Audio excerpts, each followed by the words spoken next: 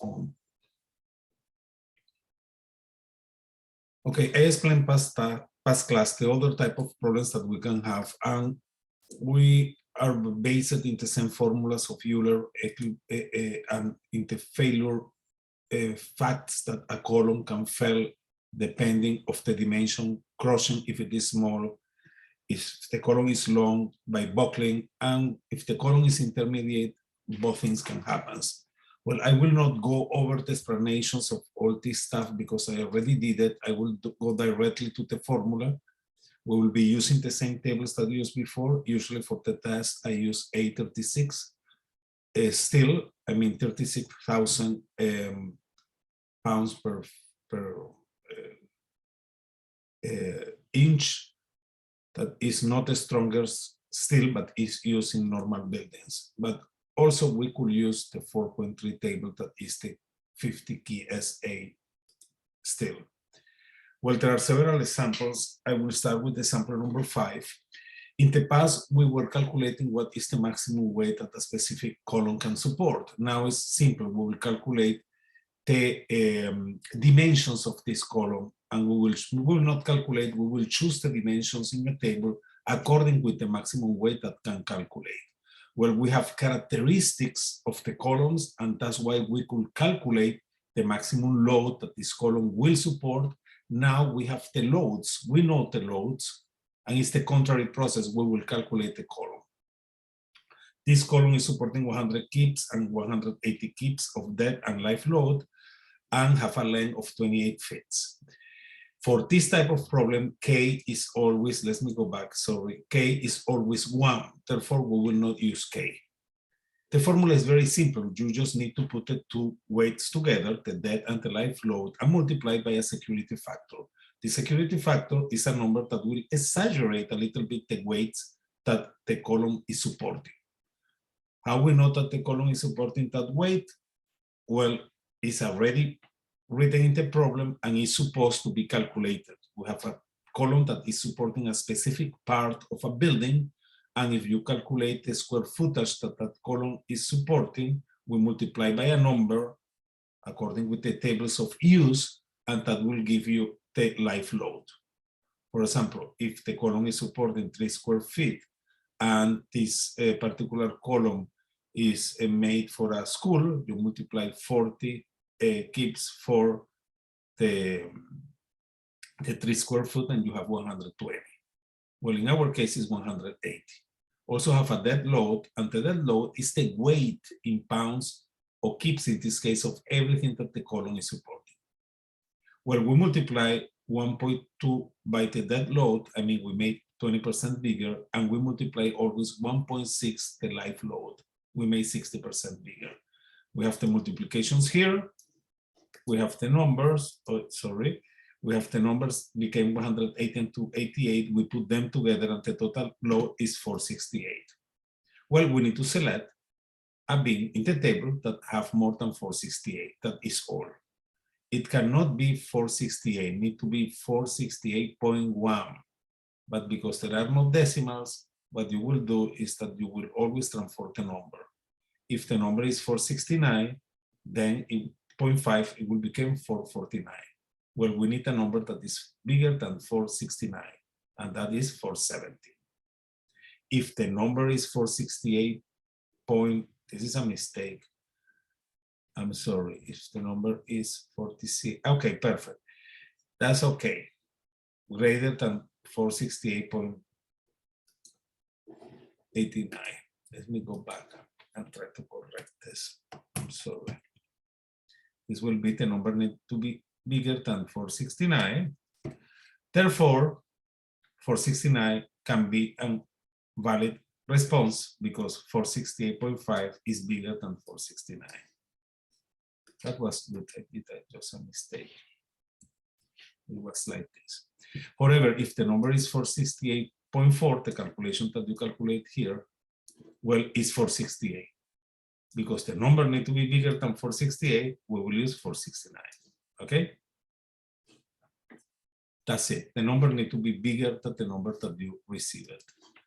And we look in the table, this bin was a bin of 28, I believe. Let me look if I didn't change it. was a bin of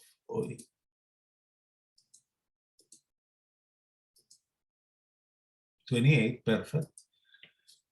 And you just look in the table, you choose any bin that is bigger than 428. You choose any value that is bigger than 468 in the column of 28. This column is the dimension of the fit of the bin. And that's it. We look among the W14s and we have 120, that is 706, that work well. We will not choose this one because it's too small. We could choose 460, 808, but it's not matter to do it.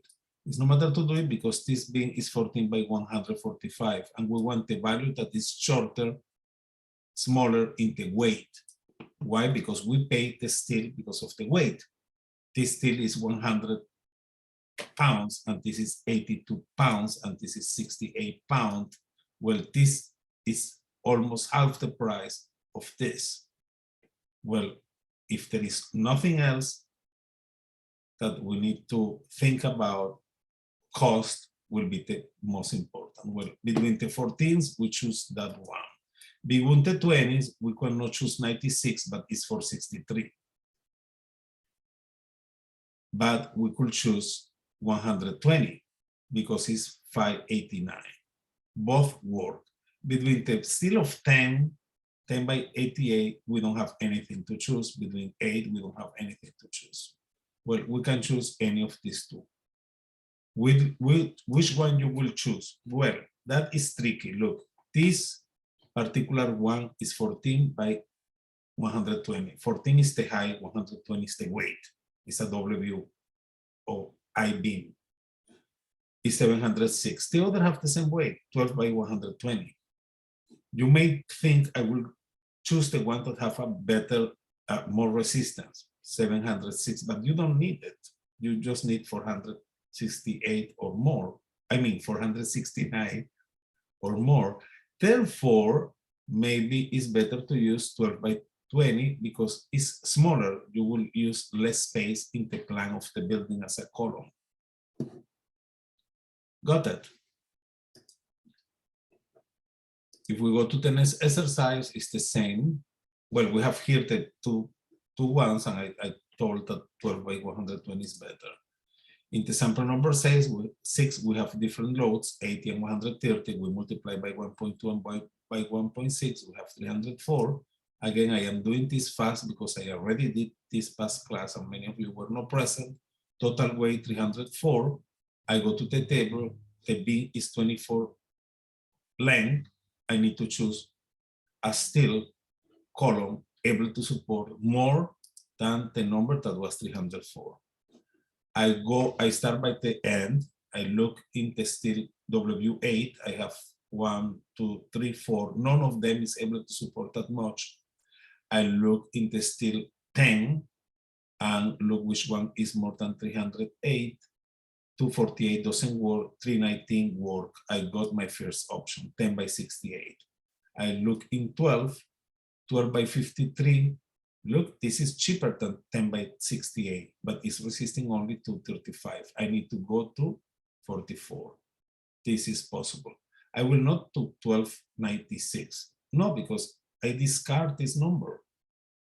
I discard this number because I have 12 by 79 that is cheaper. Therefore, it's better. Well, for the moment, we have these two, and finally, we look in 14. And in 14, look, this is valid, this 192 is valid. All these numbers are bigger, but all these numbers are, I have a weight that is higher than 14 by 82. Well, this one is the best for the moment, 14 by 82. We cannot use 14 by 68. Because it's resisting a weight of 297. The safe load of this is 297. Need to be more than 302. Well, this one is possible. I got one representative of each one of the bins, except W8 that is not working. And I choose the one that is cheaper. Look, this is 14 by 82. This is 12 by 79. This is 10 by 68. Again, 10 is the height of the bin. It's not important for the moment. 82, 79, and 68 is the weight of 1 foot of the material. 68 is cheaper and is resistant enough, 319. I will choose 10 by 68. And well, you have there that 10 by 68 is chosen because it's the cheaper. That is all. That is one of the problems that you will have this week. Second problem will be similar to example 6. This is very simple also. In this particular problem, you will choose the maximum length that a particular beam can have using the table 4.2, the same table. Well, you have the same fact. You have a load of 100 kips and a depth of 150. You have a brace length that is 28 in one axis and 10 in the other axis. What that means, I already explained this, but I will do it again. That means that you have a beam that is like this, an I-beam, that is called W because it's like a square, not the sides are longer. That's what this means, wide shape. I mean, this is wider than an I-beam, wider. Well, you will have this beam, and this beam can be attached to the building in this axis or in this axis. And depending on the location, this will be X and this will be Y. Well, it's attached with a beam or with any structural element to the rest of the building. That is very important because if you have a beam that is a column that is very tall and it's attached to beams, for example, it's attached like this and it's attached in this side. Well, you need to divide that column. You need to tell this is one column, column 1, this is column 2. Okay, and if you have two attachments in a different dimensions, like in our case, okay, one is 10 and the other is 28, you will choose which one is the worst condition. And the worst condition depending on what side is attached, also not only about the height. However, that will not be a problem for you because in the test, instead to tell you to calculate the radius from the tables, I will give you the radius. Usually what we do is that we divide 28, that is the maximum height of the beam in the X radius, by the maximum height in the Y radius, and give you a number. You don't need to do this in the test. Okay, I will make sure that the radius is adequate. Therefore, the only thing that you need to do is to apply this formula.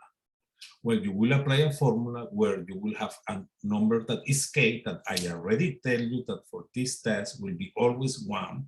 It's like you can eliminate, okay? You will get the biggest of the two numbers, and I think that I will only put one number like this, you don't get confused. You will get the height of the beam, okay? That in this case is 28, and you will divide by the radius, a radius that I will be giving to you. That is 2. Okay, this is the number that I will give it to you. It's very simple. Okay, well, after you got what is the key Ly of this beam, that is just dividing the height by the radius, you will choose that as the effective length of that particular material. What that means? Well, that the beam have a height of 28, but we made the calculation by 14 because of what happens with the other axis. That is very simple. Well, you have this number 14, that will be the height of the beam.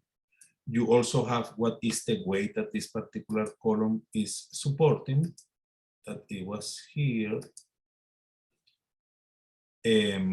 The end condition is fine at the top and bottom. That will be always, that means that the radius is, that K is 1, and the axial load is 300 kips. Well, you already know that it's 300 kips. You go to the table and you look which one is supporting more than 300 kips. Well, you go in 8, you look all the W beams 8, and there is only one that is supporting more than 300, that is 374. Let's put here. You look in the other one, W10s, and there is one that is supporting 385, that is more than 300. You don't need to go to the second because the second is 68, is heavier. Well, this is one. You go to the W12 and 45. Oh, sorry, move this.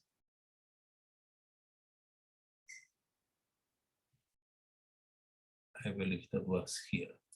45 is this one. Look, it's 279, doesn't work. 53 is 375, work. And you do the same with 40. After you look all of them, look which one is the one that is less heavy. Well, 12 by 53 and 12 by 53, and 14 by 53 and 12 by 53, both receive the same weight. I will accept both as an answer, by the way, because the important is the weight. But if you can choose, I think that 12 by 53 is better because occup less space. It's 12 inches instead of 14 inches. It will be better. Without dot is better when you look the other element. Look, it's 375, is much higher than 319. Well, for me, it's clear that 12 is better. And that's all. We have some information that is not related with the quiz that I explained past class, and I think that I already went to too many details because I spent 15 minutes doing this and people spend 1 hour with me past class studying this element. Can I ask a question? Yes, go ahead. Let me put my volume off because I don't hear you. Go ahead. On example 6, why did it matter that the top and the bottom were pinned? Okay, I was explaining that normally you have different possibilities to have the columns pinned or not. Always you have possibilities. Well, for this type of beams, for this type of calculations, we depart from the principle that the beam is well attached, but can rotate. Well, always the condition will be pinned in the top and in the bottom. If we change the condition, we cannot use this formula because we will need to change the K value for a number, and that value will distort the results. Well, we are doing this in order to always have 1 in this formula. And having 1 is like having nothing because you multiply 1 by the length of the beam. And that is the reason why. You will need to change the formula in order to do it. Well, we calculate it that way. It's similar when you have, when we're doing calculations of beams, that we imagine that the beam is flat. I never tell you how thick is a beam when we do the diagram of moments and so on. And the reason is because the results of doing that in one phase are the ones that this formula allow you to calculate. In this case, will be like this. You don't need to worry about the K factor. You don't need to look at the table like you did past time. It will always be 1. Well, being 1 means that you can ignore this number, and the only thing that you need to do is to take the height of the beam and divide by the radius that I will give you. It's very simple. Those problems don't need explanation, to be honest. Let me